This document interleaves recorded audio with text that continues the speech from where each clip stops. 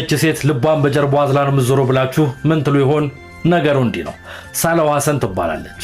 የ6 ወር ነፍሰ ጡር እያለች በወሊድ ክትትል ወቅት ነበር ደረቷ አካባቢ ችግር እንዳለ የተነገራት። የመተንፈሻ አካሏም ችግር ያለበት እንደሆነ ልቧም ደም በስነ ስርዓት እንደማይረጭ ይነገራታል። የሆነ ሆኖ በግድ የልጅ እናት ትሆናለች። ከዛ በኋላ ግን ክትትል ማድረግ እንዳለባት ይነገራታል። ልቧም ቀስ በቀስ እየደከመ እንዳለም ታውቅ ነበር። አንድ ወቅት መኪና እየነዳች እያለ ቀስ በቀስ መተንፈስ ያቅታትና መኪናዋን ታቆማለች። አካባቢው ላይ የደረሱላት ሰዎች ወደ ሆስፒታል እየተረባረቡ ይወስዷታል። እሷም ወደ ቤተሰቦቿ ሆስፒታል ትሄድና ይህን ነገር ትሰማለች።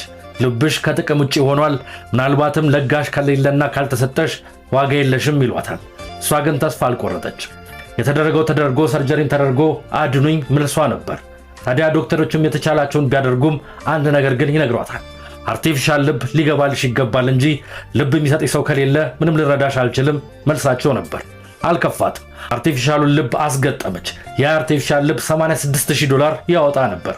ታዲያ ይህ ልብ በማሽን የሚሰራ ነው። ሁሉም ነገር ልቧ ውስጥ ያለው አርቲፊሻል ሲሆን በጀርባዋ አዝላ የምትዞረው ደግሞ የልቧን ምት የሚቆጣጠርላት እንዲሁም አየር የሚሰጣት ማሽን ነው።